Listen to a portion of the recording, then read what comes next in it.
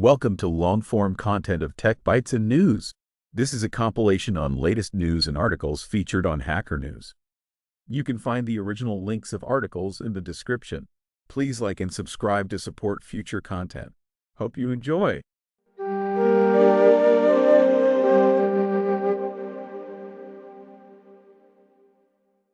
Welcome to Tech Bytes and News, your daily roundup of articles featured in Hacker News. Today, we're diving into something truly unique. Gina Trapani's My Life in Weeks. It's not your typical data visualization. It's a captivating, personal timeline. Think of it as a visual biography, a life story told in 52-week increments. Wow, that sounds fascinating. So it's basically a website, right? What kind of information does it actually show us? Is it just a list of dates? It's more than just dates. It's a visual representation of her life, broken down into weeks. Each week is a little box, and clicking on a box reveals a snapshot of what she was doing during that particular week. It's incredibly detailed, from her birth in 1976 all the way to projected future milestones. It's a really powerful way to see the passage of time. I see. So it's interactive. That's cool. Does it cover every single week of her life? Or are there gaps? It aims for comprehensiveness, but it's a work in progress, you know? She updates it as she goes. It's a living document, reflecting her life's journey. It's not just about major events either. It includes smaller, more personal details, giving a richer picture of her experiences. That's really interesting. I wonder what kind of technology is behind it.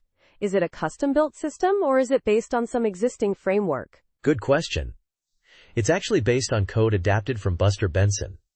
Gina mentions this on the site itself. It's a testament to the power of open-source collaboration and how readily available tools can be used to create something so personal and meaningful. So it's not just a personal project, it's also a demonstration of how readily available tools can be used creatively. That's a great point. Does the site offer any insights into her life philosophy or how she views time? Absolutely. There's a quote from Winnie the Pooh included. "I always get to where I am going by walking away from where I have been." It speaks volumes about her approach to life and her journey. It's a subtle but powerful message woven into the project itself. That's beautiful. It's a very reflective piece, isn't it? It makes you think about your own life and how you'd represent it visually. I'm curious, what are some of the key events or periods highlighted on the site? Oh, there are so many. It covers everything from her childhood, her education, her career at Lifehacker, her marriage, the birth of her child, and even her recent cancer diagnosis. It's a raw and honest portrayal of a life lived fully, with both triumphs and challenges. It sounds incredibly personal and moving. I think this is a fantastic example of using technology to tell a story in a unique and engaging way. It's not just about the data, it's about the human experience behind it. Exactly. It's a powerful reminder of how precious time is and how quickly it passes. It's a project that resonates deeply, and I highly recommend checking it out. Thanks for joining us on Tech Bytes and News. We hope you enjoyed this deep dive into Gina Trapani's My Life in Weeks. Have a great day. Bye-bye.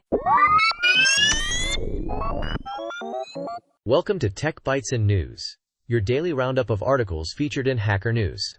Today, we're diving into a fascinating directory listing, an index of The Sims design documents. It's a treasure trove for anyone interested in game development history, especially The Sims. There are so many files. Wow, that's a lot of documents. What kind of information are we talking about here? Is it mostly technical specs, or are there more conceptual documents as well? Both, actually. We've got everything from technical specifications on file formats, like Sims file format.pdf, Objective file format.pdf, and even one on float compression.pdf, to high-level design documents such as the Sims Design Document Draft 3 Dons Review.pdf and the Sims Design Document Draft 5 Dons Review.pdf. There are even documents detailing specific objects, like cuckoo-clock.pdf and moosehead.pdf. It's incredibly detailed. So it seems like a comprehensive look at the development process. Are there any documents that stand out as particularly interesting or significant? From a technical perspective? Absolutely. The sheer size of some of these files is striking. Programming objects in the Sims v3.pdf is a whopping 2.4 megabytes, suggesting a substantial amount of technical detail, and the Sims Pie Menace.pdf is a massive 20 megabytes. That's a lot of pie menu design, I'd say. Also, the multiple drafts of the main design document suggest an iterative development process. That's really interesting. The sheer number of documents focusing on specific objects, like the cuckoo clock and moose head, suggests a very detailed approach to asset creation. It makes me wonder about the workflow they used. Was it very structured or more organic? That's a great question. The presence of documents like Content Creation Rules.pdf suggests a degree of structure, but the sheer volume and variety of documents also hint at a potentially flexible and iterative process. It's likely a combination of both. I see a lot of documents related to character animation and rendering too, which is fascinating. And the fact that many files have Don's review in their names suggests a specific individual's involvement in the review process. It gives a glimpse into the team dynamics.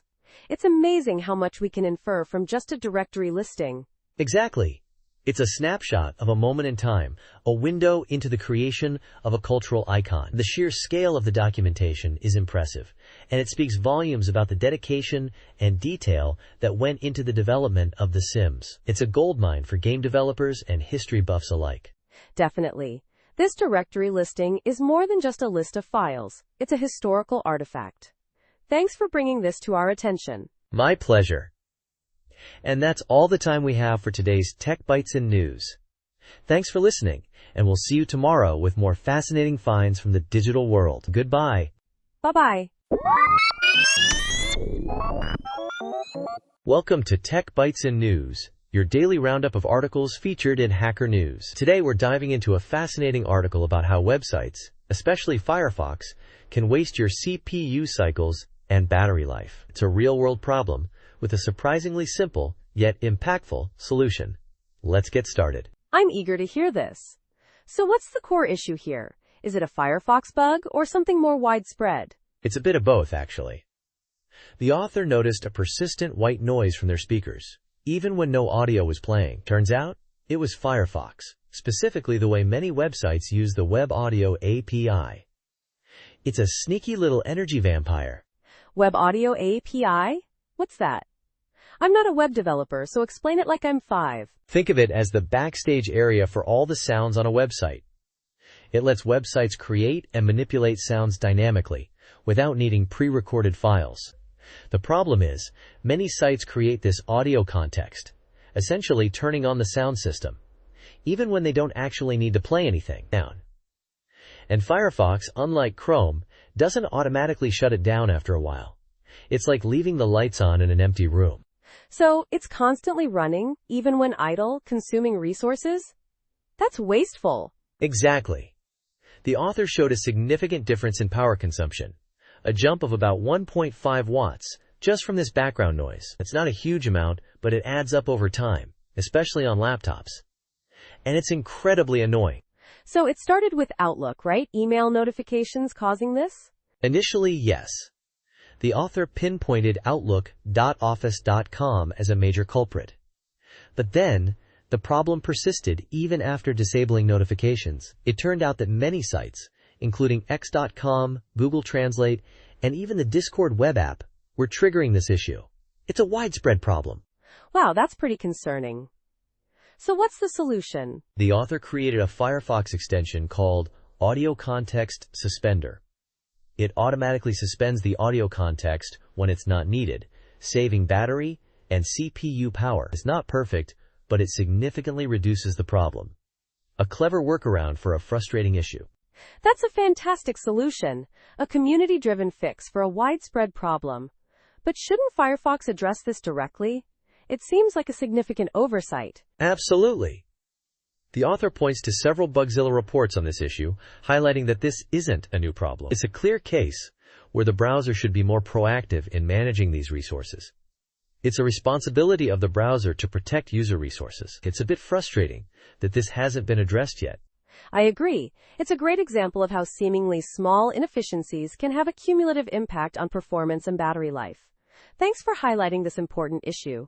It's a good reminder to be mindful of what our websites are doing in the background. You're welcome. And that's all the time we have for today's Tech Bytes and News. Remember to check out the links in the show notes for more information on the audio context suspender extension and the related Bugzilla reports. Have a great day, and we'll see you tomorrow. Goodbye. Bye-bye. Welcome to Tech Bytes and News, your daily roundup of articles featured in Hacker News. Today, we're diving into a fascinating study on crowd dynamics, using the Spanish running of the Bulls Festival as a real-world case study. It's incredibly exciting stuff. Absolutely. I've always been intrigued by the complexities of crowd behavior. So what did this research reveal about predictability in large crowds? Well, the key finding is that above a certain density, crowd movement becomes surprisingly predictable. They used the San Fermin Festival in Pamplona, a massive event with around 5,000 people, as their testing ground. 5,000 people? That's a lot of data to analyze.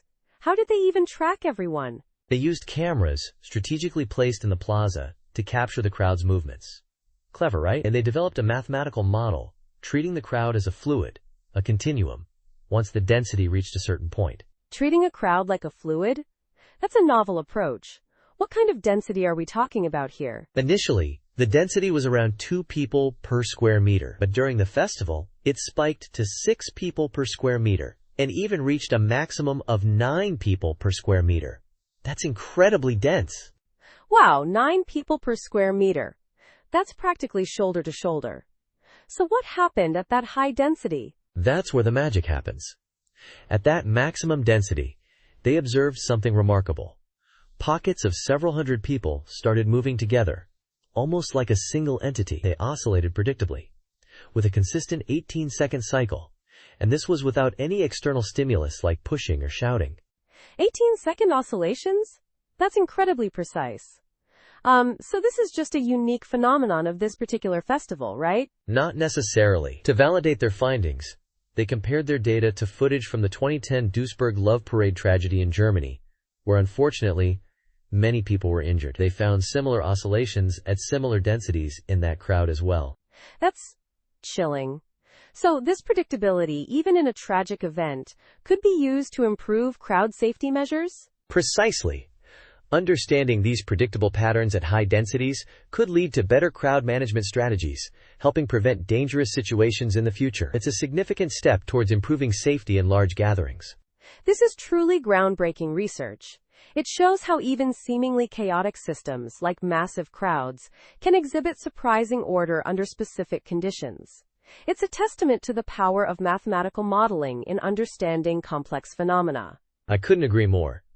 This study opens up exciting avenues for future research and practical applications in crowd control and safety. It's a fascinating blend of mathematics, observation, and real-world implications.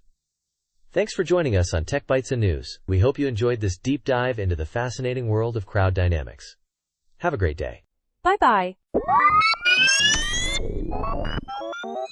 Welcome to Tech Bytes and News, your daily roundup of articles featured in Hacker News. Today, we're diving into SkiMesh, a fascinating project that blends the Unix shell with a Lisp REPL. It's incredibly cool. I'm really intrigued. So it's not just one or the other, right? It's actually both a shell and a Lisp environment working together? Exactly. Think of it as a supercharged shell. You can use it like bash or ZSH for everyday commands, but when you need more power, you seamlessly switch to a full-fledged Ches scheme REPL. Amazing! That's a pretty unique approach. How does the switching between shell and Lisp modes work? Is it complicated? Not at all. It's surprisingly intuitive. Parentheses trigger Lisp mode. Braces trigger shell mode. You can even nest them. There are also directives like #scheme and #shell for more explicit control. It's all very fluid. So you could write a Lisp function that then executes a shell command, all within the same environment? Precisely. You can mix and match shell commands and Lisp expressions with ease.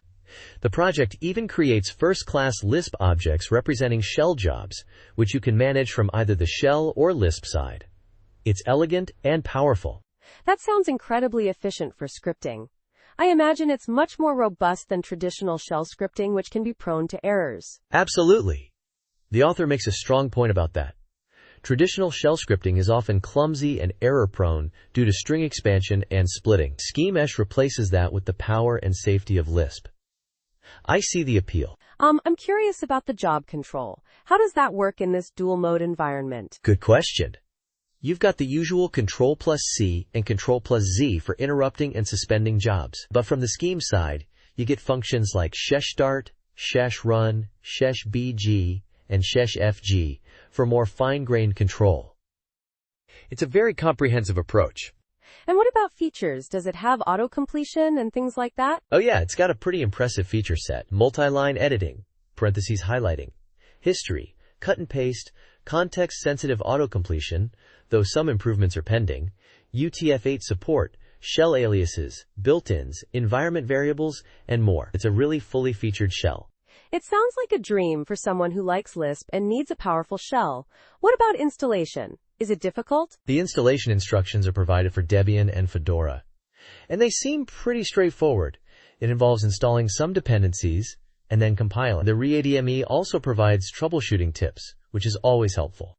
So overall, SkiMesh seems like a really innovative project. It's a compelling blend of power and elegance. I'm definitely going to check it out. I agree. It's a remarkable piece of software. The combination of a robust shell with the expressiveness of Lisp is a winning formula. Thanks for joining us on Tech Bytes and News. We hope you enjoyed this deep dive into SkiMesh. Goodbye. Bye-bye. Welcome to Tech Bytes and News, your daily roundup of articles featured in Hacker News. Today we're diving into a fascinating article about finding the perfect phone for a 4-year-old with type 1 diabetes. It's a unique challenge, isn't it? A phone that's both a medical device and a toy. Absolutely. It's not just about finding a phone. It's about finding a reliable, durable, and user-friendly system to manage a child's health. The author's son needs a phone that can run Android APS, connect to his medical devices, and survive the inevitable tumbles of a 4-year-old. A tough ask. Precisely. The article details the author's journey, starting with the Pixel 4a 5G, which was great initially but proved too large and cumbersome for an active child. Then came the Cubot King Kong Mini 3, the hero phone for a while. The King Kong Mini 3 sounds like a legend. 2 years of service, surviving drops, and even an ocean dip. But alas, it's no longer available. That's where the real challenge begins, right? Finding a suitable replacement. Exactly. The author explores several alternatives. The Smart E25, a cheap but ultimately unreliable option. The Unihertz Jelly 2E, rugged but potentially too thick and small-screened. The Doogee S Mini, an upgraded KKM3, a safe bet. And the PhoneMax Q9 Mini, a cheap, light, and fast option, but with durability concerns. It's a tough decision. I see. So it's a trade-off between robustness, size, cost, and performance. The Doogee S Mini seems like a logical choice, given its similarity to the reliable KKM3. But the PhoneMax Q9 Mini is tempting with its low price and Android 14. What's the author's final thought?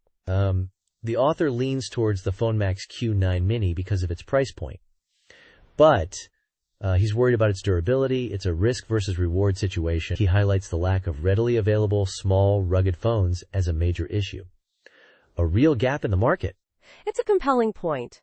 The article really underscores the need for manufacturers to cater to this niche market. A small, robust phone is essential for many situations beyond just a child with type 1 diabetes. Think about hikers, construction workers, or anyone who needs a durable, reliable device in a compact form factor. It's a missed opportunity. Absolutely. And the author's experience highlights the importance of having backups. The cost of a few extra phones is a small price to pay for peace of mind, especially when dealing with a child's health. It's all about resilience. I agree. This article is a great reminder that technology needs to be adaptable and accessible to everyone, regardless of their age or specific needs. It's a call to action for manufacturers to innovate and fill this gap in the market. A very important point. Indeed. And that's all the time we have for today's Tech Bytes and News. Thanks for joining us. We hope you found this discussion insightful. Goodbye, and have a great day. Bye-bye.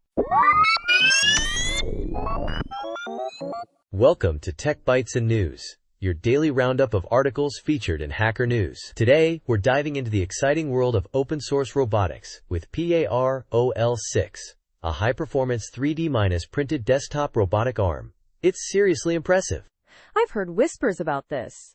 So what makes PAROL6 stand out from other desktop robotic arms? Well, it's designed to mimic industrial robots, right down to the mechanical design, control software, and even the user interface. Think professional-grade features, but in a desktop-friendly package.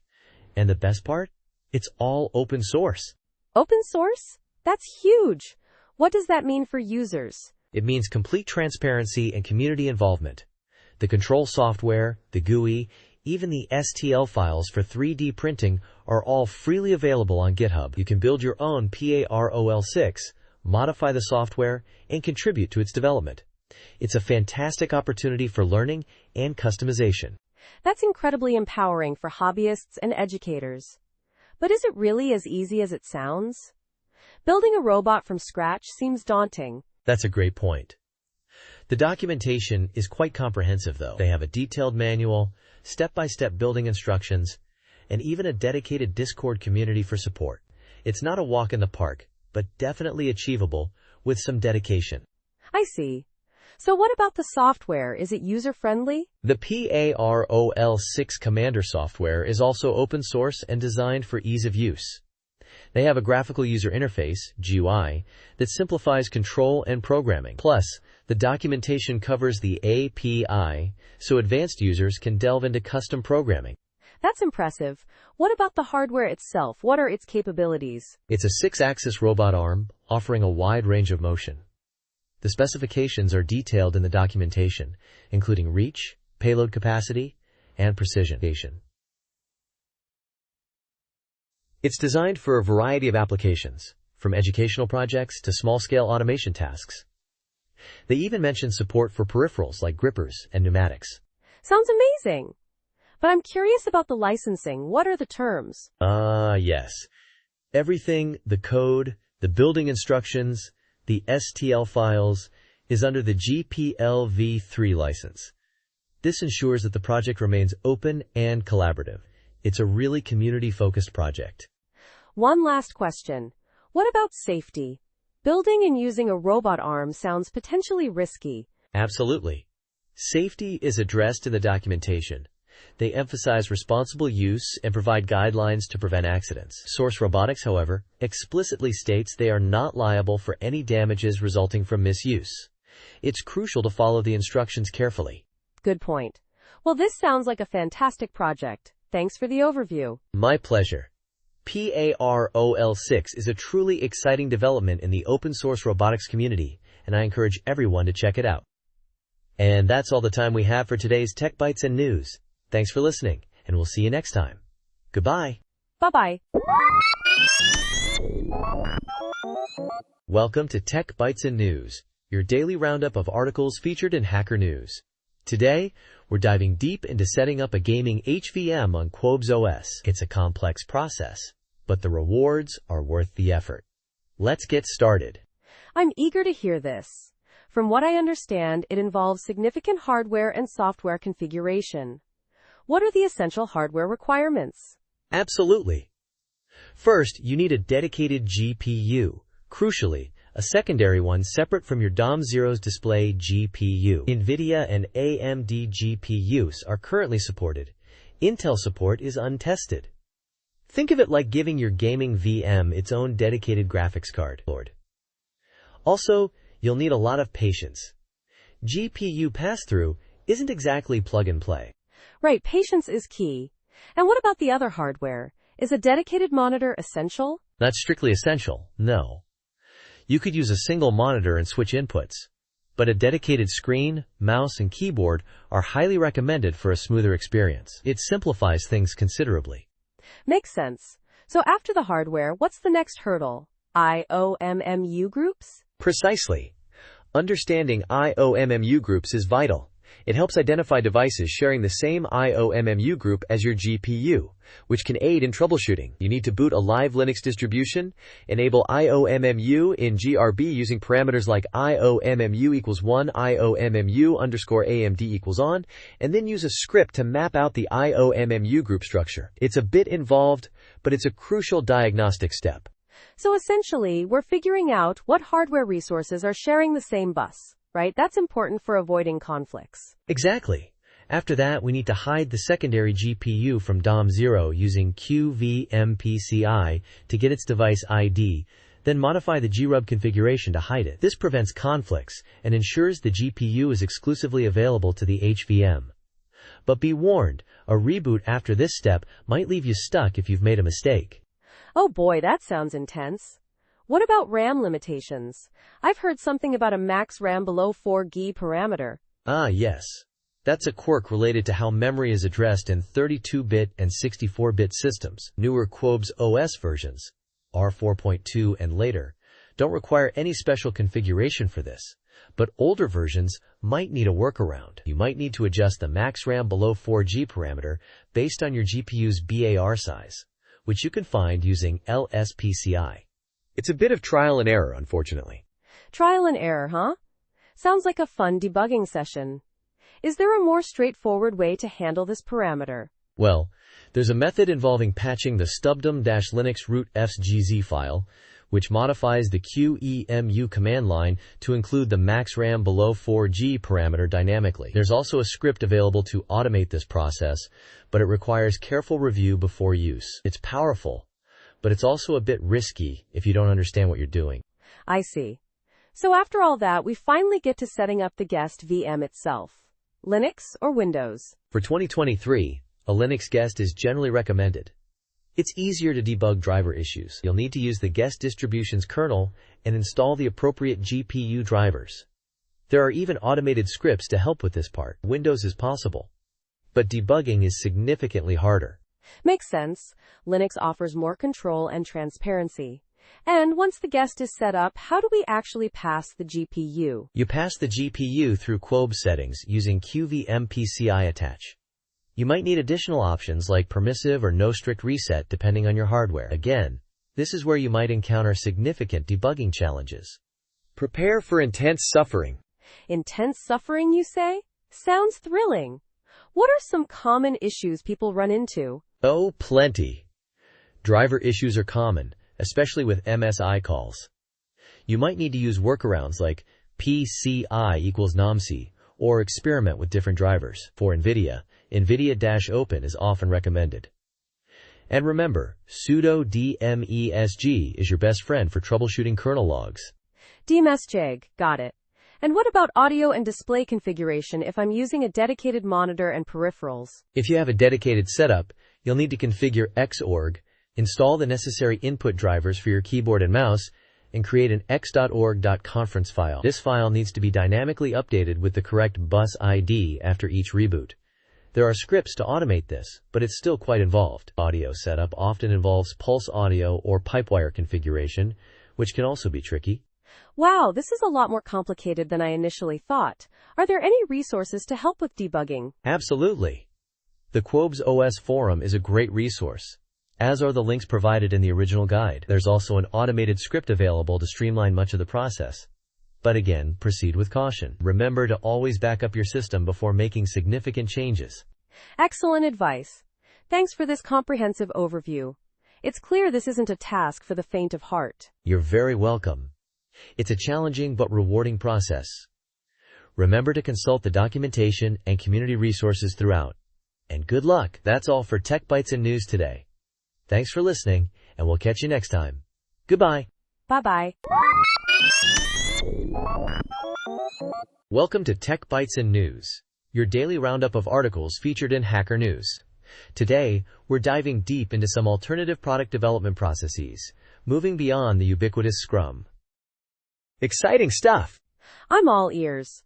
What are some of these lesser-known methodologies? Well, the article highlights 3: Shape Up, Plan, Build, Ship, and GSD, or Get Shit Done. Let's start with Shape Up. It's a 6-week cycle, emphasizing a thorough shaping phase before building. This involves prototyping, exploring complexity, and even crafting a customer-facing pitch. It's all about minimizing wasted effort. So a heavy upfront investment in design and planning? Interesting. That seems counterintuitive to the agile philosophy of iterative development. Exactly. It's a deliberate shift. Shape Up argues that truly valuable features need more than 2 weeks. The betting table phase, then decides which shaped ideas get funded. Bets. It's about making informed bets, not just managing a never-ending backlog.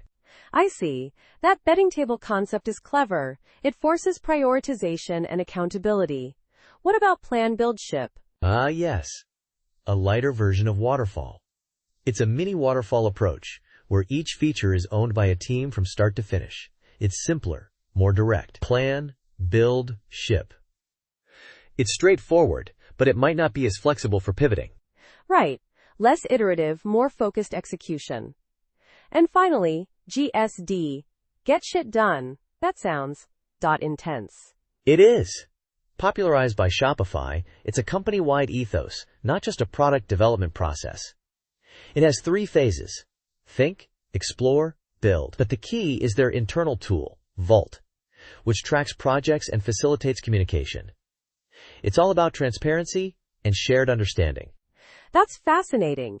An internal tool designed for transparency? Whew, that's a game changer. It addresses a common problem in larger organizations. But wouldn't that be difficult to implement in smaller teams? You're right. The article acknowledges that. While Shopify's Vault is custom-built, the GSD principles can be adapted using other project management tools. The core idea is to focus on projects, not just individual tasks. Got it. So in summary, we've explored 3 alternatives to Scrum. Shape Up with its emphasis on upfront planning and a betting table, Plan, Build, Ship as a streamlined waterfall, and GSD, a company-wide ethos focused on transparency and project-based work. Each has its strengths and weaknesses, depending on the team and company size. Precisely. And the article reminds us that Scrum, Kanban, and Scrumban still hold their place. These alternatives offer different approaches, catering to various needs and contexts. It's all about finding the right fit. Absolutely. A great overview of some less discussed methodologies. Thanks for the insightful discussion. My pleasure. And to our listeners, thanks for tuning in to Tech Bytes and News. Have a great day, and we'll catch you next time. Bye-bye. Welcome to Tech Bytes and News, your daily roundup of articles featured in Hacker News. Today, we're diving deep into Jellyfin, a truly remarkable free and open-source media server. It's amazing! Think of it as your own personal Netflix, but completely under your control. I've heard whispers about Jellyfin, but I'm not entirely sure what it does. Is it just another streaming service? Not at all. It's a server you run yourself, on your own hardware. You upload your movies, TV shows, music, whatever you own, and then stream it to any device you want. Think phones, tablets, smart TVs, even game consoles. So it's like a self-hosted media library? But what about the technical side? Is it difficult to set up? The setup is surprisingly straightforward. They have a great getting started guide. And the best part? It's completely free. No subscriptions, no hidden fees, nothing.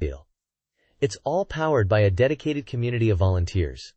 Volunteers? That's impressive. So it's open source, right? What does that mean exactly for the average user? Exactly. It's licensed under the GNU GPL, meaning the source code is publicly available.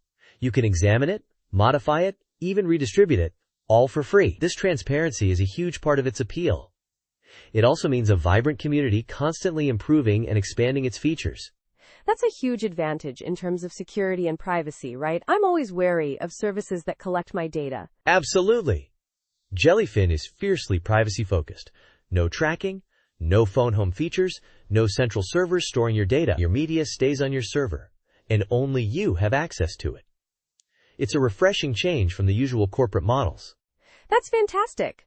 But what about compatibility? Does it work with all my devices? It boasts a wide range of official and third-party clients, so it's compatible with most popular platforms. Whether you're using an Android phone, an Apple TV, or a Windows PC, you'll likely find a client that works seamlessly. This sounds almost too good to be true. Is there a catch? I mean, if it's completely free, how do they make money? The project is entirely donation-based. They're transparent about their incidental costs and rely on the generosity of users like us to keep the lights on. It's a testament to the power of community-driven projects. That's really inspiring. It's great to see a project that prioritizes user privacy and control in such a clear way. I'm definitely going to check it out. I highly recommend it. It's a game changer for anyone who values their privacy and wants complete control over their media. And remember, you can find the download link and getting started guide on their website. Thanks for joining us on Tech Bytes and News. We hope you enjoyed this deep dive into jellyfin. Have a great day. Bye-bye.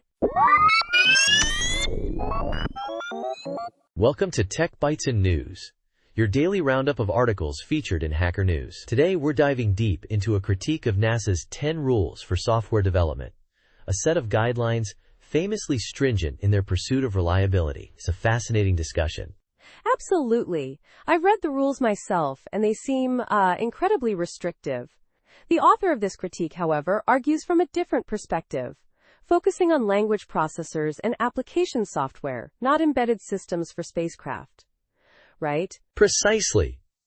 The core argument hinges on context. NASA's rules, designed for mission-critical embedded systems where failure is catastrophic, prioritize verifiable termination and predictable memory usage. But these constraints might stifle creativity and efficiency in other domains. I see what you mean. Exactly. The critique highlights the absurdity of applying these rules blindly. Take Rule 1, restricting control flow. While eliminating goto and recursion guarantees termination in theory, the author provides a nested loop example that would take longer than the age of the universe to complete. Hilarious. Right.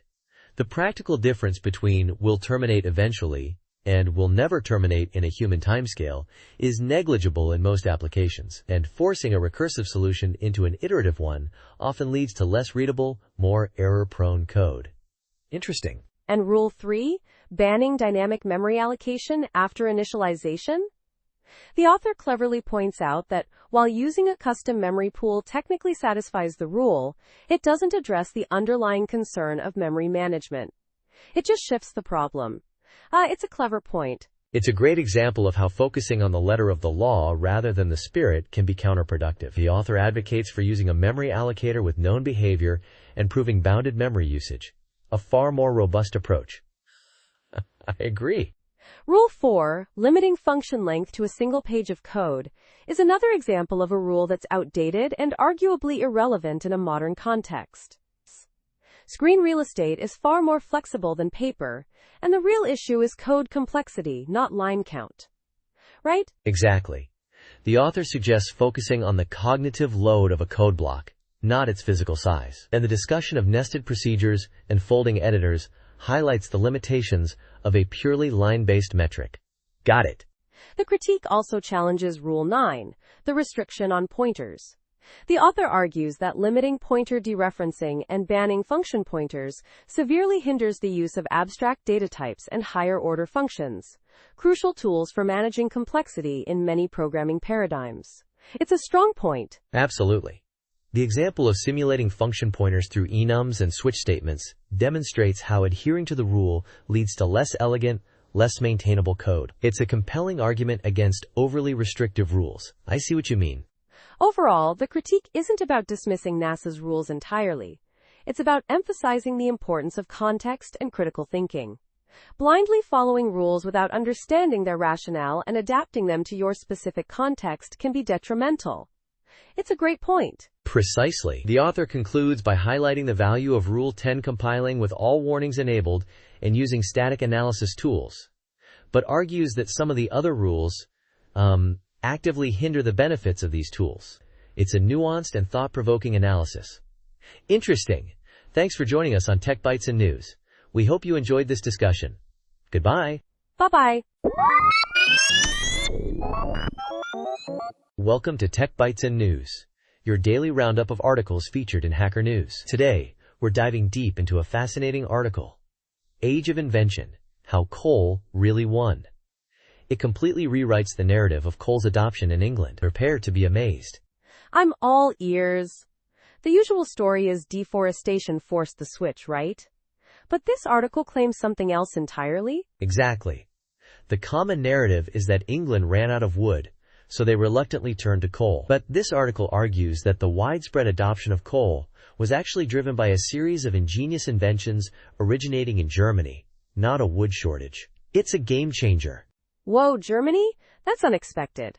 So what were these inventions? The key was a wood-saving process, or Holzer-Spannungskunst, as they called it. It involved a new type of furnace that separated the flame and smoke from what was being heated, drastically reducing fuel consumption. Think of it as a super-efficient early version of indirect heating. Revolutionary! So this wasn't just about better chimneys and grates for burning coal directly. This was about fundamentally changing how things were heated? Precisely. The initial inventions, by Frommer and Zwick in Strasbourg, were adaptable to various industrial processes and home heating. They even patented it across Europe. Incredible reach. But how did this German invention lead to England's coal boom? It sounds like a long chain of events. It was a long and winding road, indeed. The article traces the journey of this technology through various patents, inventors, and agents. There were setbacks, failed patents, even a plague that interrupted the process. It's a real historical detective story. So it wasn't a straight path. There were multiple attempts to introduce the technology to England, right? With different players involved? Absolutely. We see figures like Johannes Hertigen, Jacopo Aconcio, George Gilpin, and Peter Stowbergen all playing crucial roles, each with their own successes and failures. It's a complex web of patents, monopolies, and international collaborations. It's breathtaking. And what about London? The article challenges the idea that London was the center of this shift, right? Yes. The article argues that London was actually a late adopter. Coal was already being used in homes near the mines for centuries before London caught on. London's initial use of coal was primarily for industrial purposes, like blacksmithing. A complete reversal of the traditional narrative. So the widespread adoption in London wasn't the cause of the coal boom, but rather a consequence? That's a significant shift in perspective. Exactly. The article suggests that the real turning point was the adoption of the improved wood-saving technology by London's brewers. They discovered that the technology, originally designed for wood, worked even better with coal, leading to massive cost savings. Ingenious. So the brewers inadvertently fueled the coal boom? That's a fascinating twist. Indeed. The article highlights how the brewers' adoption of coal, facilitated by the German invention, dramatically increased the demand for coal, leading to deeper mining and the discovery of higher quality coal. This then made coal more attractive for domestic use in London. A beautiful chain reaction. This is a compelling argument. But what about the counter-arguments? Did the article address any criticisms of this new narrative? The article acknowledges the existing narrative and the role of improved chimneys and grates, but argues that these were not the primary drivers. It also addresses the potential role of London's growing wealth, but ultimately concludes that wealthier Londoners would have been less likely to switch to the initially less convenient coal. A very strong counterargument. So the article's main takeaway is that a series of German inventions, adopted first by London's brewers, ultimately triggered the widespread use of coal in England, not a wood shortage. A truly fascinating and unexpected conclusion. Precisely. It's a testament to the power of innovation and the often unforeseen consequences of technological advancements. And it shows how easily we can get the historical narrative wrong if we don't look closely enough at the details. A truly remarkable piece of historical research. Absolutely. Thanks for breaking this down for us. This completely changes my understanding of the British Industrial Revolution. My pleasure. And thank you for listening to Tech Bytes and News. Join us again tomorrow for another deep dive into the world of technology and history. Goodbye. Bye-bye. Welcome to Tech Bytes and News, your daily roundup of articles featured in Hacker News. Today, we're diving into a fascinating GitHub project, a compiler for the Jill programming language. It's a compelling alternative to the Jack language used in the NAND 2 Tetris course. Exciting stuff! I'm all ears. So Jill, what makes it tick? Is it just a Jack clone, or is there something truly innovative here? Oh, it's much more than a simple clone. While it's designed to be a drop-in replacement for Jack, using the same VM instruction set and HACK architecture, Jill embraces a functional programming paradigm. Think of it as Jack's more elegant, modern sister. A more refined approach. Elegant and modern? Intriguing. Can you elaborate on the functional aspects? What are some key features that set it apart? Absolutely. Jill treats functions as first-class citizens. You can store them in variables, pass them as arguments, and return them from other functions. It also boasts optimized tail call recursion, ensuring constant stack space, even with deeply recursive functions. That's a huge performance advantage. That's impressive. And what about data modeling? Does it stick to Jack's approach? No, it uses algebraic data types with pattern matching. Very clean and expressive. Although, like Jack, it's dynamically typed, with all variables being 16-bit integers. So it's a functional language with dynamic typing. Interesting choice. How does the minimal design philosophy play into this? It's remarkably concise. Only 3 core concepts: types, variables, and functions. Expressions are limited to literals, variables, or function calls. This simplicity makes it easier to implement and understand, even if it might mean sacrificing some flexibility. I see. A trade-off between ease of implementation and ease of use. A common theme in compiler design, I suppose. What about the standard library? Is it extensive? It is, and it's lazily generated. Instructions are only generated for the modules and functions actually used in the code. This keeps the compiled output lean and efficient. Clever. Very clever indeed. So how easy is it to get started with Jill? Is there a lot of setup involved? Not really. You can find pre-built Windows executables on the latest release. Or, if you prefer, you can build it yourself using Rust. The project uses Cargo, so the process is straightforward. Just make sure you have the Rust toolchain installed. Sounds pretty straightforward. And what about the project structure? How are the files organized? It's pretty standard. You have a src directory for your Jill code and a bin directory for the generated .vm files. The examples directory provides several sample projects to help you get started. Very well organized. Excellent. This Jill compiler seems like a really well thought out project. The combination of functional features and efficient design is quite appealing. Thanks for the overview. My pleasure. It's a testament to the power of functional programming and a great alternative for those working with the NAND2 Tetris platform. And that's all the time we have for today. Thanks for tuning in to Tech Bytes and News. Goodbye. Bye-bye. Welcome to Tech Bytes and News, your daily roundup of articles featured in Hacker News. Today, we're diving deep into a fascinating New York Times article. How Trump's medical research cuts would hit colleges and hospitals in every state. It's a really impactful piece. Right, I saw that one. The headline alone is alarming. So what's the core issue? Is it just about big universities losing funding? Not quite. It's much broader than that. The Trump administration proposed slashing indirect costs for NIH grants. That's the money that goes to things like building maintenance, utilities, and administrative staff, down to a flat 15%. 15%? That seems incredibly low. What's the impact? Yeah, it's a huge cut. The article estimates that this would reduce funding by at least $5 billion a year. It's not just the big names like Stanford or Johns Hopkins. It affects hospitals and universities across the country. North Carolina, Missouri, and Pennsylvania, for example, would be disproportionately hit. Wow. So it's not just about prestige institutions? This is a nationwide problem. And what about the justification for the cuts? The White House claimed the savings would be reinvested in more research, calling the existing indirect costs administrative bloat. They also suggested that universities might be using these funds for things like DEI programs, which the Trump administration has targeted. But the article points out that the NIH's own data is confusing and incomplete, making it hard to verify these claims. That's a serious accusation, implying misallocation of funds. But is there any evidence to support that? The article mentions a conservative think tank, the Heritage Foundation, making that claim, but they didn't offer specific examples. On the other hand, researchers argue that indirect costs are essential for running labs, maintaining equipment, and paying for essential staff. It's not just bloat. It's the infrastructure that makes research possible. I see. So it's a classic case of conflicting narratives, with a lack of transparency making it difficult to assess the true impact. The article mentions a specific grant to the University of Alabama at Birmingham as an example, right? Exactly.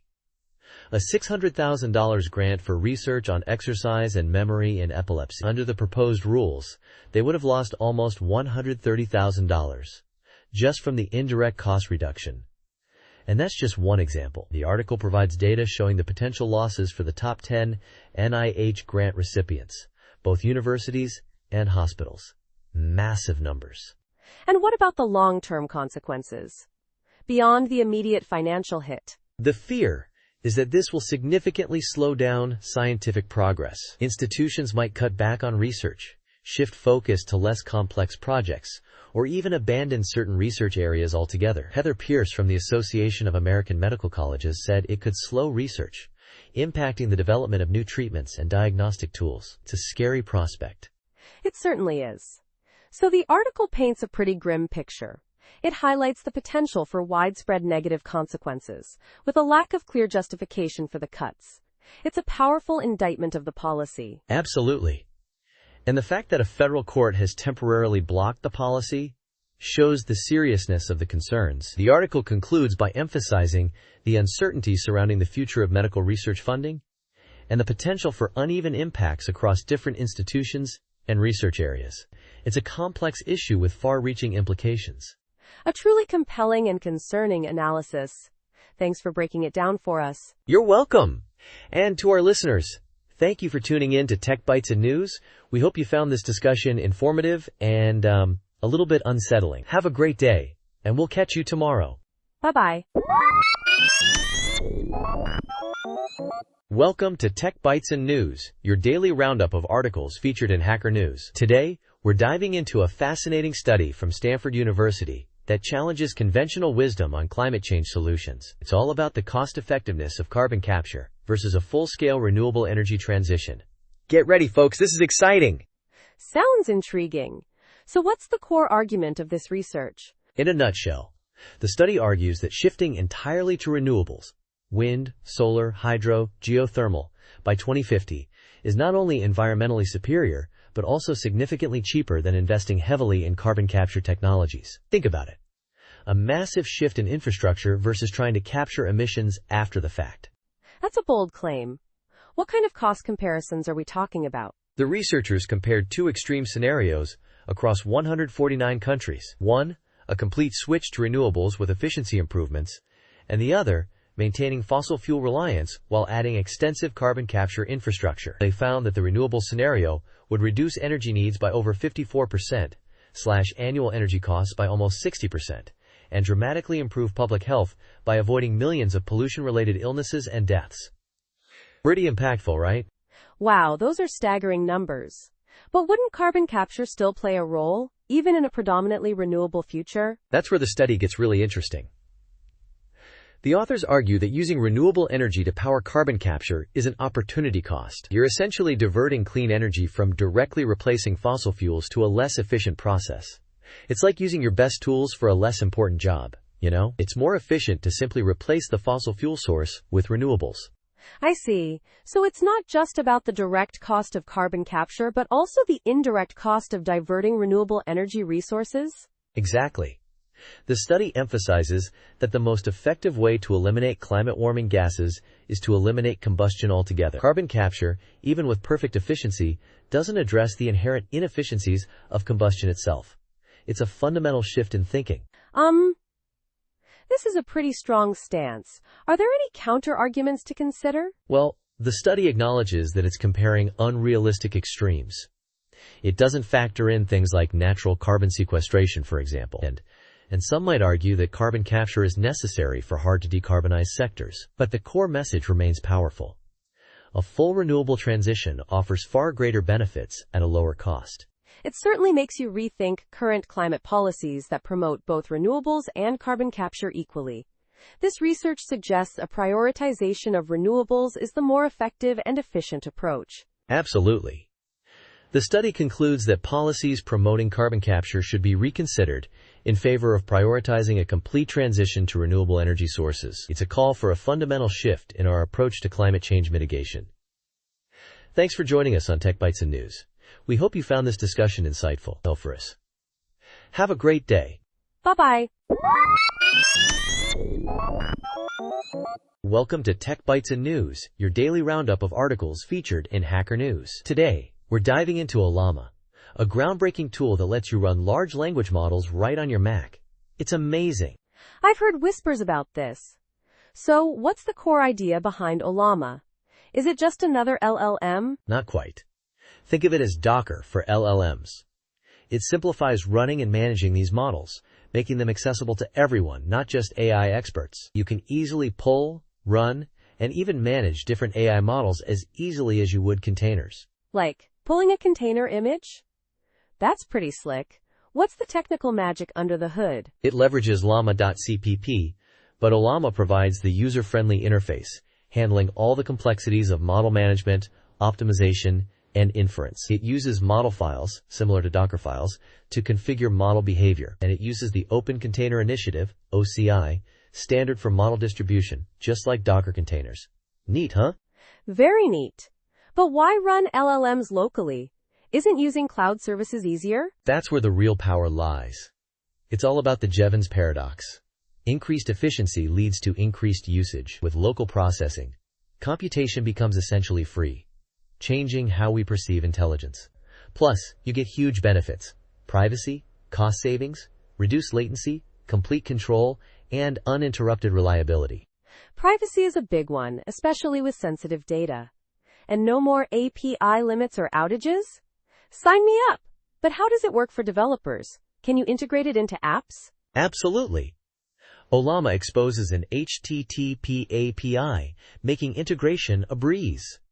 We even created an Ollama Swift package to simplify the process. You can do text completions, chat completions, generate text embeddings for semantic search, and even build a RAG system, retrieval augmented generation, to ground responses in your own documents. A RAG system? That sounds advanced.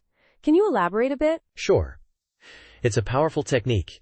You convert your documents into embeddings, find relevant ones based on a query, and then use those as context for the LLM. This ensures the AI's responses are grounded in your specific data, not just its general training.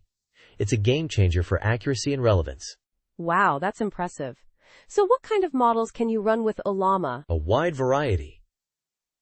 Text generation models like Llama 3.2 and DeepSeeker 1, some with base or instruct variants for fine-tuning or chat. There are even models with tool support for more complex tasks. And there are vision models like Llama 3.2 Vision that can handle images, and embedding models like Nomic Embed-Text for semantic analysis. This is all incredibly exciting. What's a real-world example of an app built with Ollama? We built Nominate.app. It uses Ollama to intelligently rename PDF files based on their content. It's a great example of combining AI with traditional NLP techniques to solve a common problem. It uses Ollama's API, Apple's PDF Kit, the natural language framework, and even Foundation's date formatter. That's a practical and useful application. So what's the takeaway here? Should we all be rushing to install Ollama? Absolutely. Apple Intelligence is still on the horizon, but the future of AI is here, and it's local. Ollama empowers you to build the next generation of AI-powered apps right now. Don't wait for Apple. Embrace the power of local LLMs. I couldn't agree more. It's a thrilling time for developers and users alike.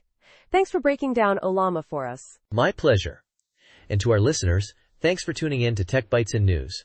We'll catch you next time with more exciting tech updates. Goodbye. Bye-bye. Welcome to Tech Bytes and News, your daily roundup of articles featured in Hacker News. Today, we're diving into Kreuzberg, a seriously impressive Python library for text extraction. It's amazing what it can do. I'm really excited to hear about this. From the GitHub page, it seems like it handles a huge range of file types. Is that right? Absolutely. PDFs, images, all sorts of Office documents, Word, PowerPoint, Excel, even obscure formats like DocBook, XML, and FictionBook. It's unbelievable. The breadth of support. Wow. So how does it actually work? Does it rely on external APIs or cloud services? Nope.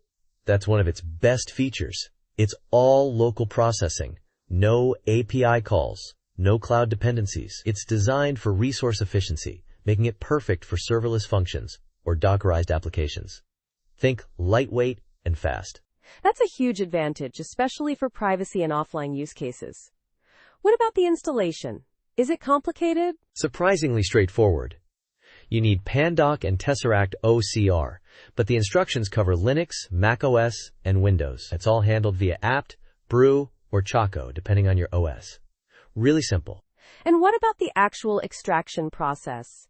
Is it a simple API? Yes, it's got a clean, async interface. Functions like extract file and extract bytes handle single files, while batch extract file and batch extract bytes let you process multiple files concurrently. It even supports synchronous operations if you need them. Concurrent processing? That sounds powerful. How does it handle different file types internally?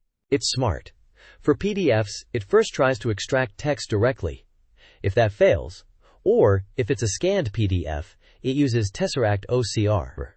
For other formats, it leverages libraries like Python-PPTX for PowerPoint, Calamine for Excel, and Pandoc for a whole bunch of others. It's a really elegant architecture. So it's essentially a Swiss Army knife for text extraction. But what about error handling? What if something goes wrong? Excellent question. It has robust error handling with custom exceptions for validation errors, parsing errors, OCR failures, and missing dependencies. Each exception provides detailed context, making debugging a breeze. Really well thought out. That's impressive. It sounds like a very well-designed library. Are there any limitations I should be aware of?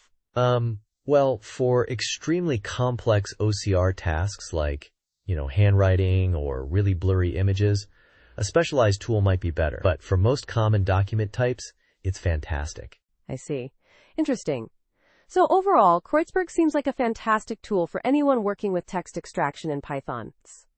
The combination of broad format support, local processing, and a clean API is really compelling. Absolutely. It's a game changer for RAG applications and anyone needing efficient, reliable text extraction. And it's open source under the MIT license, so feel free to contribute. Thanks for joining us on Tech Bytes and News. We hope you enjoyed this deep dive into Kreuzberg. Have a great day. Bye-bye. Welcome to Tech Bytes and News, your daily roundup of articles featured in Hacker News. Today, we're diving deep into a chilling report from Velexity. Multiple Russian threat actors are exploiting Microsoft's device code authentication for targeted attacks. It's a sophisticated and frankly unsettling development. Absolutely. The sheer audacity of these attacks is striking. They're not just using standard phishing, they're leveraging a lesser-known authentication method. What's the core vulnerability being exploited here? Precisely. These actors are using device code authentication, a feature designed for low-input devices like smart TVs. The clever part? It's often overlooked by users, making it surprisingly effective. They're tricking victims into entering a code, granting attackers long-term access to their Microsoft 365 accounts. So it's not a password breach, but a code-based compromise? That's a new twist. How are they getting the victims to enter these codes? That's the masterful social engineering part. They're using highly targeted spear phishing emails, often themed around current political events. The new U.S. administration, Ukraine, even the EU, they impersonate officials from various organizations, luring victims into seemingly legitimate communications on platforms like Signal and Element. The ultimate goal is always to get the victim to click a link, leading to the device code authentication page. Wow, that's incredibly targeted. And the report mentions several threat actors involved: Cozy Larch, UTAO-304, and UTAO-307. Are they working together, or are these separate campaigns? That's a great question, and the report doesn't definitively answer it. While the methods are similar, there are enough differences in infrastructure and techniques to suggest separate actors, at least for now. The report highlights the possibility of a single actor running multiple campaigns. More investigation is needed. I see. So what are the key takeaways for organizations? How can they protect themselves from this? The report strongly emphasizes implementing conditional access policies in your M365 tenant. Blocking the device code flow entirely is a highly effective preventative measure. It's a simple configuration change, but it can significantly mitigate the risk. Of course, organizations need to assess their legitimate use of device code authentication first. That makes sense. But what about detection? Can organizations identify these attacks after they've happened? Absolutely. The report details how to monitor Microsoft Entra ID sign-in logs. Looking for the authentication protocol, device code, or original transfer method. Device code flow entries can help identify suspicious activity. Monitoring for access to specific URLs associated with device code authentication is also crucial. So it's a multi-pronged approach: prevention through conditional access policies, and detection through log analysis and URL monitoring. It seems like user training is also essential, given the sophisticated social engineering involved. Precisely. Users need to be aware of this attack vector. The report highlights how these attacks bypass traditional security measures.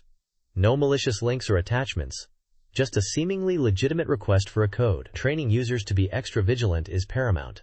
This is a serious threat, and the fact that it's been so effective highlights the need for proactive security measures. Thanks for breaking this down for us. My pleasure. And remember, listeners, stay informed, stay vigilant, and stay secure. This is a reminder that threat actors are constantly evolving their tactics. We'll keep you updated on any further developments. Thanks for tuning in to Tech Bytes and News. Have a great day. Bye-bye.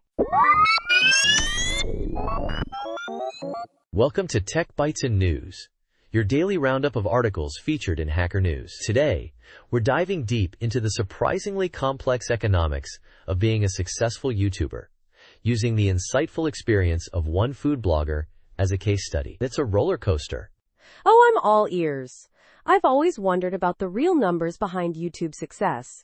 Is it all sunshine and rainbows, or is there a darker side? Well, let's just say it's not all Michelin star meals and champagne wishes. This blogger, Carla Lally Music, recently shared a brutally honest account of her 3-year YouTube journey.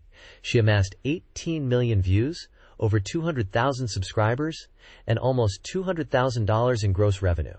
Sounds impressive, right? Absolutely. But I bet there's a catch. A huge one. Her production costs were astronomical, minus $3,500 per long-form video. That's $14,000 a month, plus groceries, to produce high-quality 4K content. She had a full crew, producer, DP, editor, and even food stylists, and she did everything else herself. So even with those impressive views, was she actually profitable? No. Her best month saw a $6,500 shortfall, and her worst was over $12,000 in the red. On average, she lost about $10,000 a month. Her AdSense revenue, even with millions of views, just couldn't cover the expenses. She earned around $10 per 1,000 views, while advertisers paid about $29. YouTube keeps the lion's share. That's insane. So how did she even stay afloat for 3 years? Branded deals. Those saved her bacon. She got sponsorships that sometimes just covered her break-even point, but it was better than nothing. She also cleverly used her YouTube channel to promote her cookbooks and podcasting, creating a multi-platform strategy.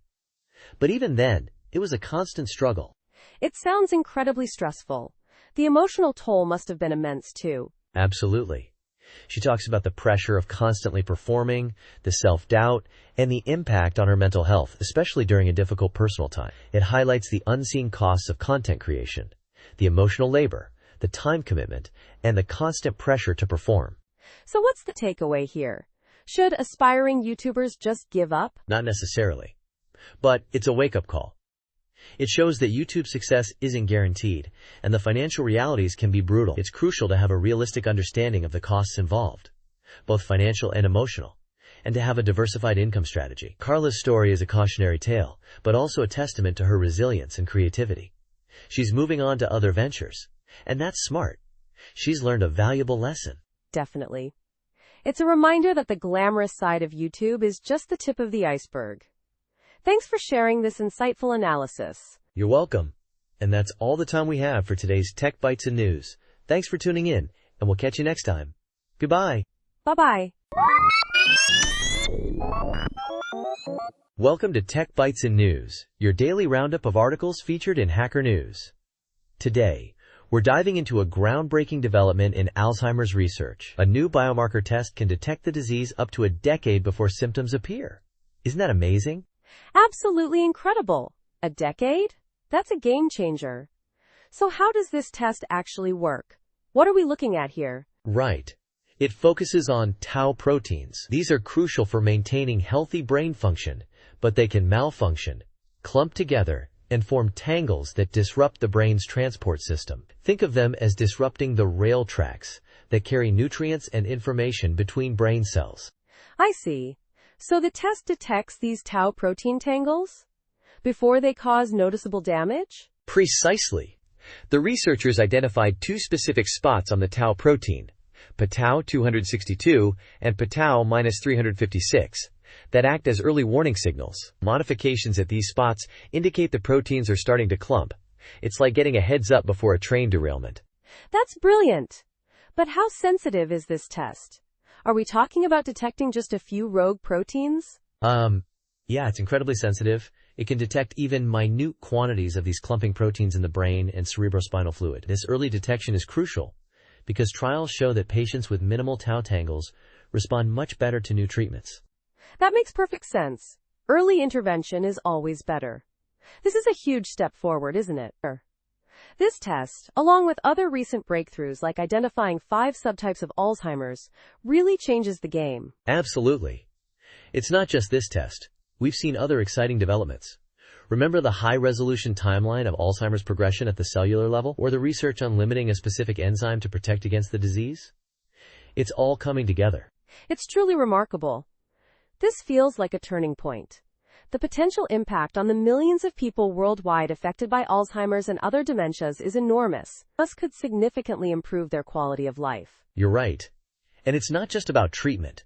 Early detection allows for better planning and support for patients and their families. It gives them more time to prepare and make informed decisions. This is a huge win for everyone involved. It's a really hopeful development. It is! This research gives us a real reason for optimism. It's a testament to the power of scientific advancement in tackling such a devastating disease. This is fantastic news. Indeed. And remember, this is just one piece of the puzzle. With continued research and collaboration, we can expect even more breakthroughs in the coming years. Thanks for joining us on Tech Bytes and News. We hope you found this discussion insightful. Have a great day. Bye-bye. Welcome to Tech Bytes and News, your daily roundup of articles featured in Hacker News. Today, we're diving deep into the fascinating evolution of basketball, a sport undergoing a dramatic transformation thanks to data and analytics. It's no longer just about instinct. It's about calculated precision. Absolutely. The article highlights a shift from a game of individual brilliance to one of strategic optimization. It's like comparing a handcrafted artisan piece to a precision-engineered machine, right? Intriguing. Precisely. The emphasis has shifted from mid-range shots to prioritizing three-pointers and layups. Think about it. Higher point value, even if the success rate is slightly lower. It's a numbers game now. The Golden State Warriors, with their prolific three-point attempts, really spearheaded this change, didn't they? Yeah, they were revolutionary. The article mentions the Celtics averaging almost 50 three-point attempts per game this season. That's a huge jump. It speaks volumes about the effectiveness of this strategy. But, doesn't this focus on three-pointers potentially make the game less exciting, less unpredictable? That's a great point. You know, there's a trade-off. While the predictability might reduce some of the raw excitement, the strategic depth and the sheer precision involved are captivating in their own way. It's a different kind of excitement. And the data-driven approach has led to other interesting developments. Like the rise of the 3-and-D player, a specialist, not a do-it-all. Danny Green, mentioned as a pioneer of this model, is a perfect example. It's all about maximizing efficiency, isn't it? Exactly. Specialization is key. We're seeing the end of the all-around player like a Kobe Bryant or an early career LeBron James. Now, teams build lineups with specific roles for each player.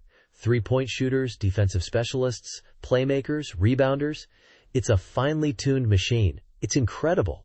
And technology plays a huge role in this evolution. The article mentions Sport VU, originally from football, now used in the NBA to track every player's movement with incredible detail. It's like having a microscopic lens on the game. Amazing. Absolutely. Biomechanics, motion cameras, data collection, it's all about optimizing every possession. Every move is analyzed, every strategy refined. It's a fascinating blend of athleticism and advanced analytics. But the article does end on a slightly uncertain note.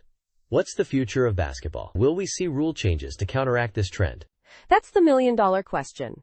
Perhaps a shift back towards a more balanced approach, or maybe even entirely new strategies will emerge. The evolution is far from over. It's a dynamic, ever-changing landscape. Exciting times. Indeed. It's been a pleasure discussing this fascinating evolution of basketball with you. Thanks for joining us on Tech Bytes and News. We hope you enjoyed this deep dive into the data-driven revolution reshaping the game. Until next time, goodbye. Bye-bye.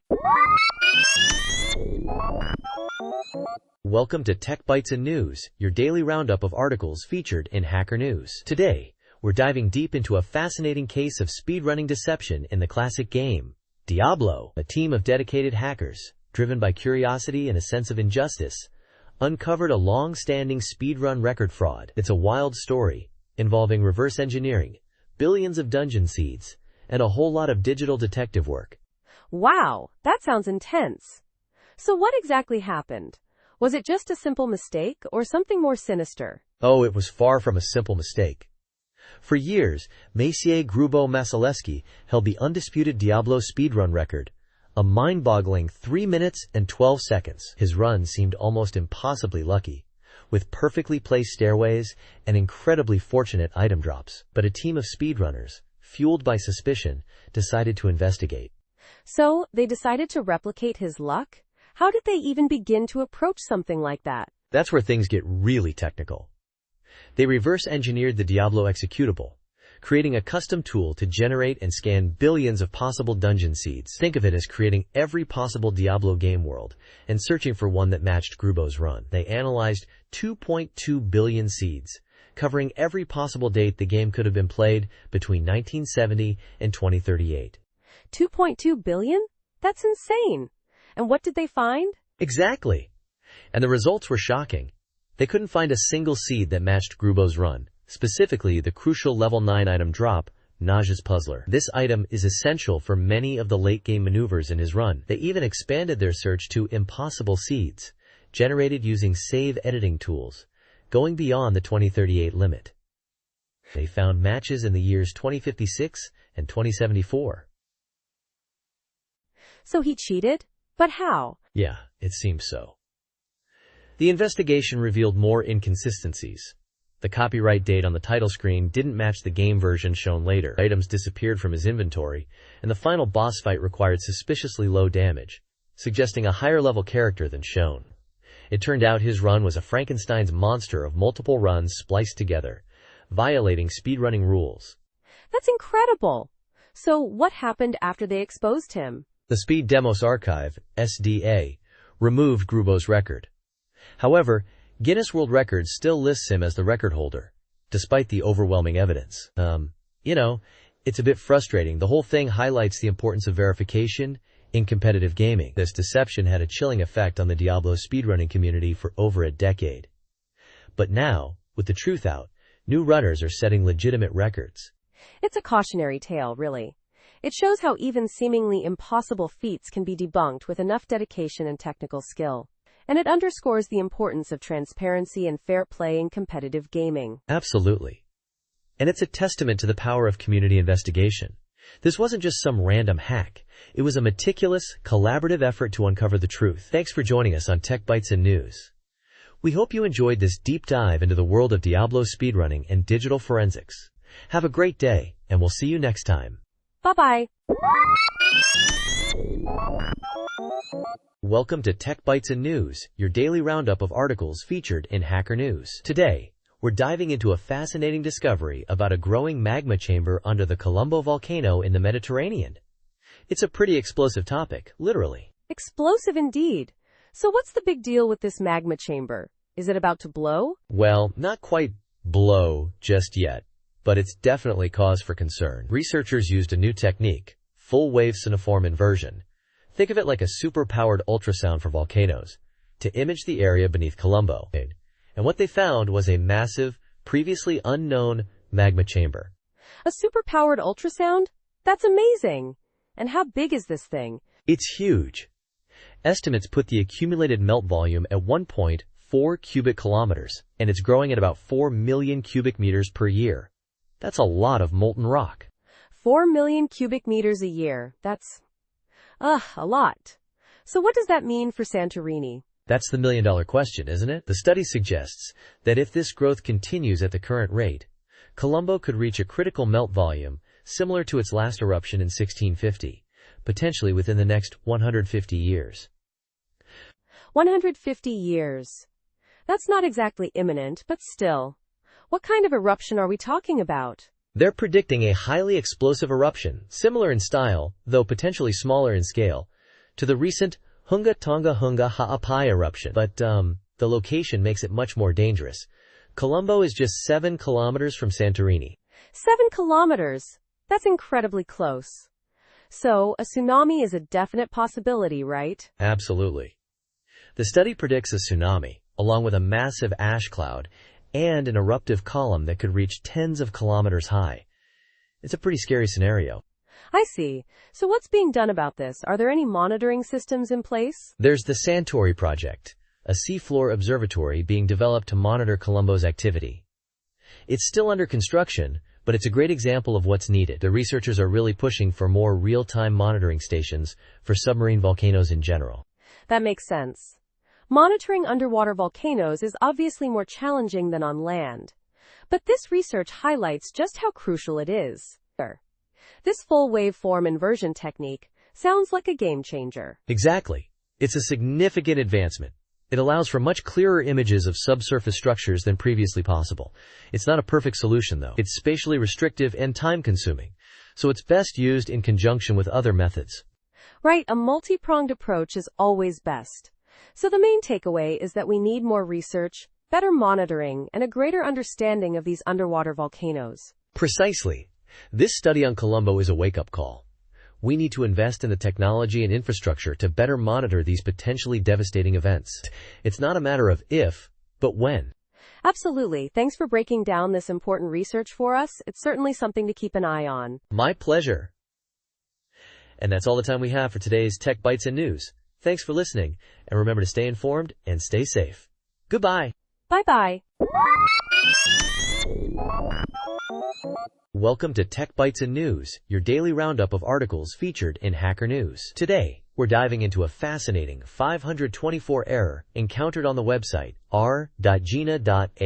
It's a timeout error, which means the server took too long to respond.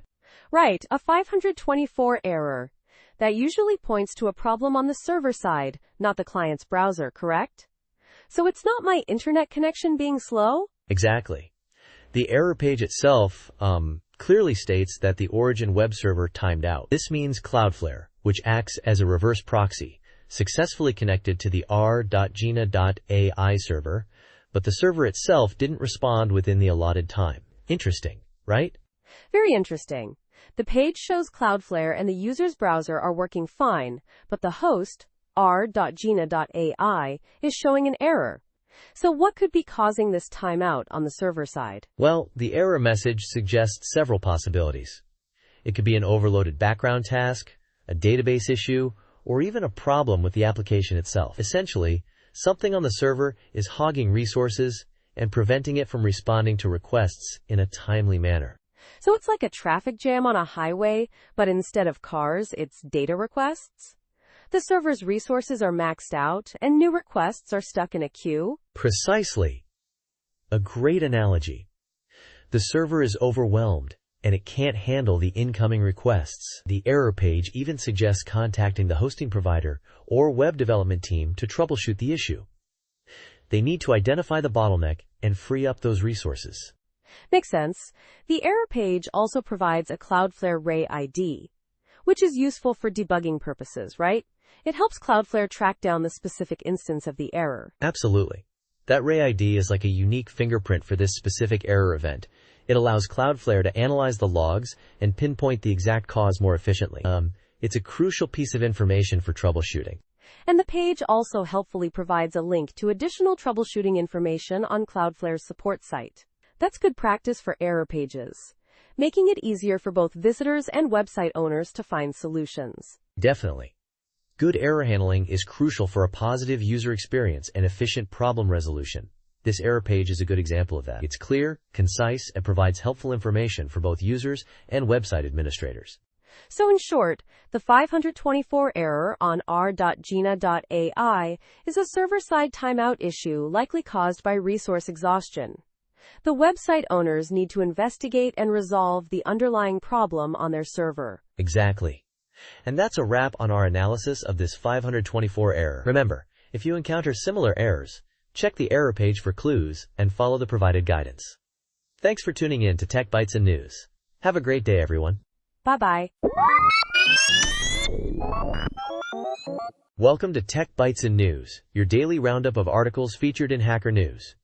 Today, we're diving deep into Fly.io's experience with GPU-enabled cloud computing. They made a bet on GPUs, and, well, let's just say it didn't quite pan out as expected.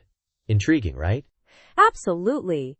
I read the article, and the whole thing is a fascinating case study in market analysis and the challenges of integrating complex hardware into a cloud infrastructure.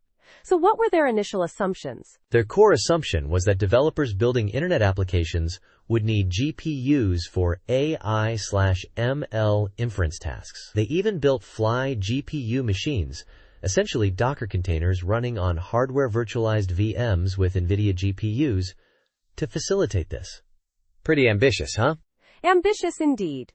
But it seems their prediction was off the mark. What went wrong? Several things, actually. First, the market shifted dramatically towards LLMs. Developers aren't fussing over CUDA optimization. They're using APIs like OpenAI's. Second, the technical challenges were immense. Integrating GPUs into their lightweight hypervisor was a nightmare. They faced significant security concerns, requiring expensive assessments and dedicated hardware, which impacted cost effectiveness. They even hex-edited closed-source drivers at one point. Wow, that's dedicated. But ultimately ineffective, it seems. The security concerns alone must have been a huge hurdle. Exactly. The NVIDIA ecosystem wasn't designed for their micro-VM approach. They spent months trying to get NVIDIA's drivers to work with Intel's cloud hypervisor, and even if they had succeeded, the market demand wasn't there for their specific offering. They underestimated the dominance of LLM APIs. So they were right about the rise of AI/ML, but wrong about how developers would access it. It sounds like a classic case of being ahead of the curve but in the wrong direction. Precisely. They also faced hardware limitations. Serious AI work requires massive GPU clusters, not the smaller GPUs they offered. While they did find some success with L40S GPUs, it wasn't a game changer for their business. They even lowered prices, but it didn't significantly boost adoption. It's interesting that they highlight the importance of acquiring assets, though. Even though the GPU venture didn't pay off as expected, the hardware can be liquidated. It's a valuable lesson in risk management. Absolutely. They view startups as a race to learn, and this was a costly but valuable lesson. They didn't compromise their core product, their security story, or their developer experience. They learned that sometimes being wrong is the fastest way to find the right answer. A very mature perspective, I think. I agree. It's a refreshing take on failure. They acknowledge their mistakes, analyze the reasons behind them, and highlight the lessons learned. It's a great example of how to approach setbacks in a constructive way. And it underscores the importance of adapting to market changes. Exactly. And they emphasize that making big bets is part of the startup game. Even if this particular bet didn't pay off, the experience and knowledge gained are invaluable. A valuable lesson for all of us, I think. Thanks for joining us on Tech Bytes and News. We hope you enjoyed this in-depth look at Fly.io's GPU journey. Until next time. Bye-bye. Welcome to Tech Bytes and News, your daily roundup of articles featured in Hacker News. Today, we're diving into some seriously cool news. The 20-year-old PlayStation Portable is getting a major upgrade. 20 years old? That's amazing. What kind of upgrade are we talking about? Is it a hardware overhaul or something else? It's even better than a hardware overhaul. It's a software update. Specifically, the ARC custom firmware now supports WPA2 Wi-Fi encryption. Whoa! WPA2 on a PSP? That's a huge leap. I mean, the PSP launched before WPA2 was even widely adopted, right? Exactly. It's a testament to the dedication of the homebrew community. This wasn't just a simple tweak. It involved creating a new plugin called WPA2PSP, developed by someone called Moment, and integrated into ARC by Acid_Snake and the ARC development team. Pretty incredible stuff. So how does it work? Is it some kind of magic? Ugh. Or is there some technical wizardry involved? It's definitely some impressive technical wizardry. The WPA2 PSP plugin essentially adds WPA2 support to the PSP's existing Wi-Fi capabilities. It's not a simple fix though. There are limitations. It only works with 2.4 GHz networks, for example, and only supports WPA2 AES encryption, no TKIP, and mixed WPA2/WPA3 modes might cause issues. Interesting. So if my router uses both 2.4 GHz and 5 GHz on a single SSID, I'll need to separate them? That's a bit of a hassle, but I guess it's a small price to pay for WPA2 support on a device this old. Precisely. And you'll need to use the ARC custom firmware. The article provides a step-by-step guide on how to download, install, and enable WPA2 support. It's surprisingly straightforward, actually. Just download the latest ARC4 release, copy the update folder, run the updater, enable WPA2 in the settings, and reboot. Boom! WPA2 on your PSP. That's fantastic. I'm amazed they managed to do this. I always thought the PSP's Wi-Fi capabilities were pretty limited, and this completely changes the game. I mean, it's not like the PSP is the primary device for internet access these days, but still, it's a remarkable achievement. Absolutely. It's not just about practicality. It's about preserving a piece of gaming history. The fact that people are still actively developing and improving the software for a device this old is incredible.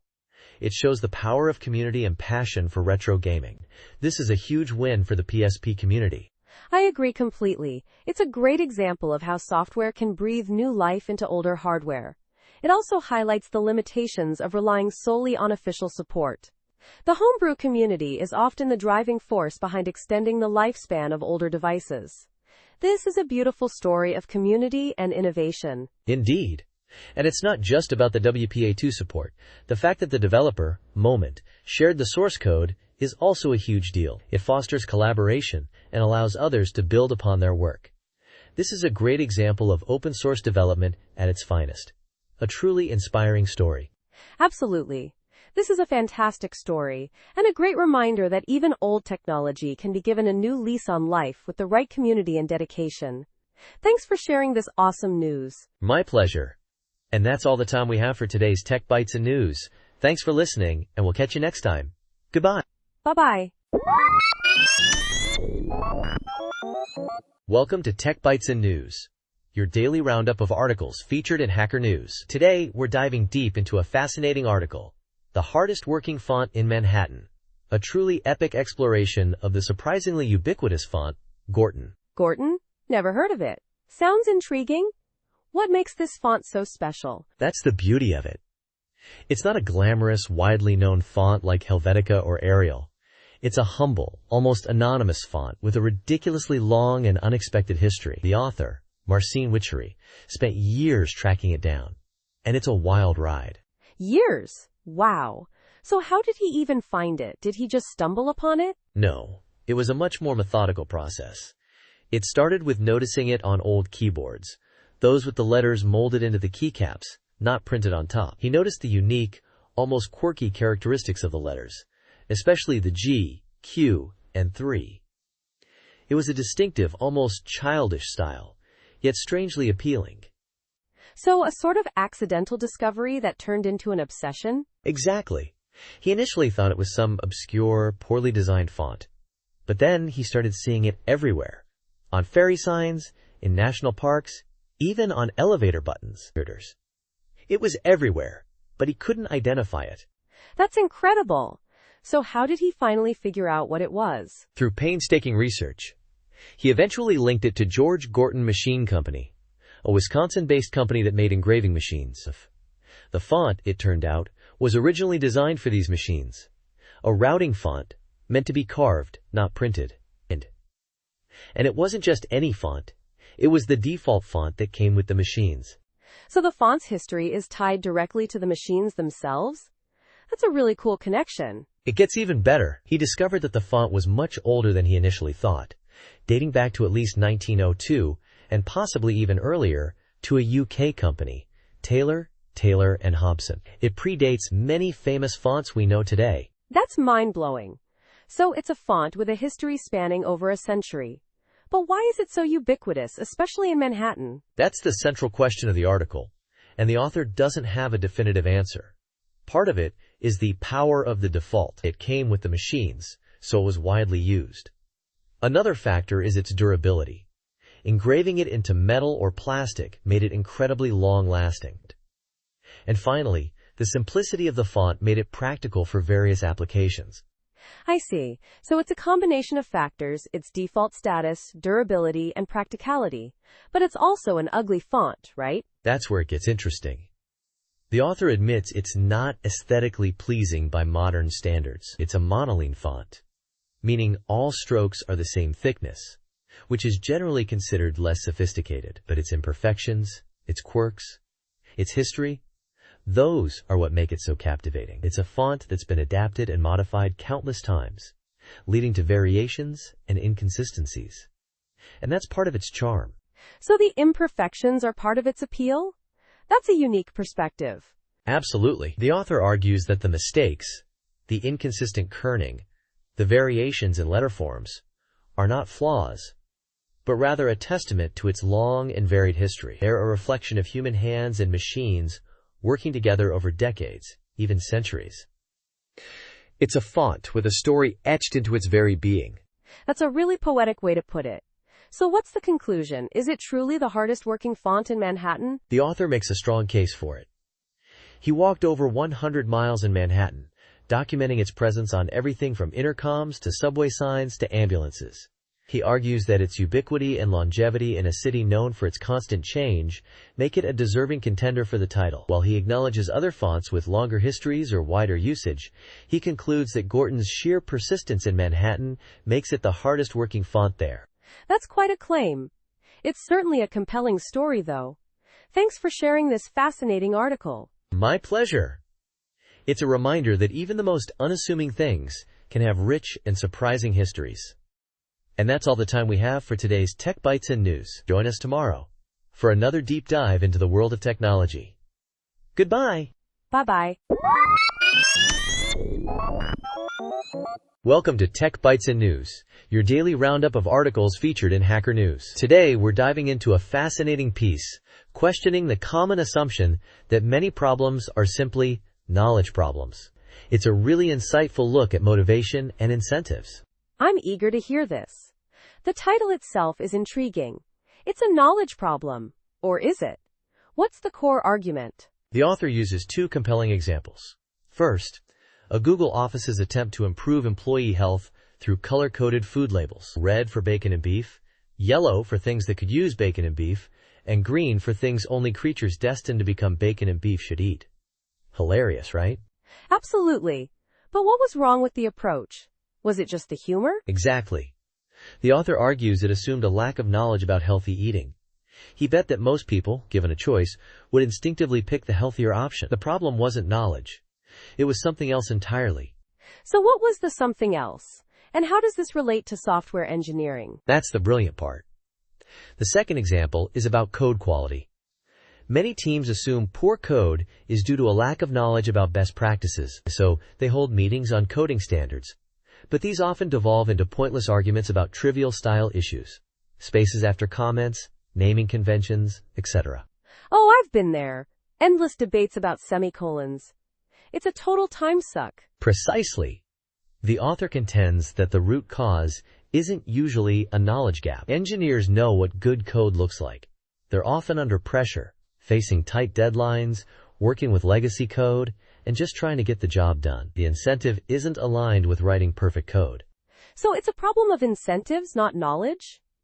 That's a powerful reframing. Exactly. The article emphasizes that before assuming a knowledge deficit, we should examine the underlying incentives and pressures. Are people stressed? Do they lack time? Are they rewarded for speed over quality? Addressing those factors is far more effective than simply providing more information. It's a really important point, especially in the fast-paced world of software development. It's easy to fall into the trap of thinking, if only they knew better. Absolutely. The author concludes with a powerful statement. Show me the incentive, and I'll show you the outcome. It's a call to action to look beyond the surface and address the root causes of problems, rather than simply assuming a lack of knowledge. It's a refreshing perspective. Thanks for highlighting this article. It's something I'll definitely be thinking about in my own work. My pleasure. And that's all the time we have for today's Tech Bites and News. Thanks for listening, and we'll catch you next time. Goodbye. Bye-bye. Welcome to Tech Bites and News, your daily roundup of articles featured in Hacker News. Today we're diving into a rather alarming report from The Guardian about significant layoffs within the U.S. Forest Service and National Park Service. Thousands of jobs are on the line, folks. Yeah, I saw that. A shocking number, isn't it? Specifically, what's the breakdown? The Guardian reports approximately 3,400 recent hires are being let go from the Forest Service and around 1,000 from the Park Service. That's a huge chunk of their workforce. That's almost 10% of the Forest Service and 5% of the Park Service, right? And it's not just random cuts, it seems. They're targeting probationary employees, those hired within the last year. Exactly. It's a targeted approach, hitting those most vulnerable. And the impact is going to be felt across the country. We're talking about places like Yellowstone, the Appalachian Trail, even the Sequoia National Forest. The article mentions the National Parks Conservation Association, NPCA, is pretty worried. They're predicting a real decline in park conditions. Overflowing trash, dirty bathrooms.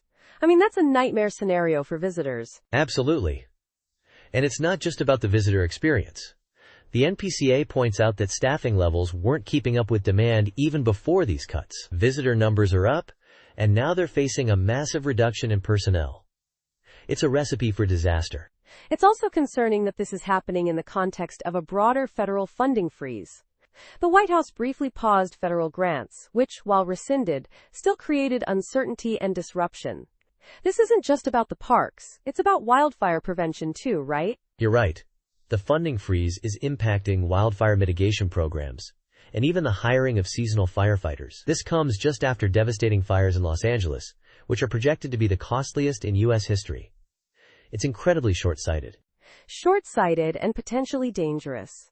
It seems like a huge risk to public safety and environmental protection. The article highlights the Lomakatsi Restoration Project, which is having its contracts frozen. They're crucial for hazardous fuel reduction. Precisely. And the grassroots wildland firefighters are sounding the alarm, saying they can't hire the firefighters needed for the upcoming fire season. This is a perfect storm of bad decisions. It's frustrating to see this happening, especially given the increasing demands on these agencies. It feels like a deliberate dismantling of essential public services. It certainly raises serious questions about priorities. The article highlights the administration's stated focus on cutting spending and bureaucracy, but the potential consequences seem far greater than any savings. It's a short-term fix with long-term repercussions. Absolutely. And the long-term consequences could be catastrophic, both environmentally and economically. This isn't just about jobs. It's about the future of our national parks and forests. Indeed. A grim picture painted by The Guardian, and one that deserves our attention. Thanks for joining us on Tech Bites and News. We'll keep you updated on this developing story. Goodbye. Goodbye for now.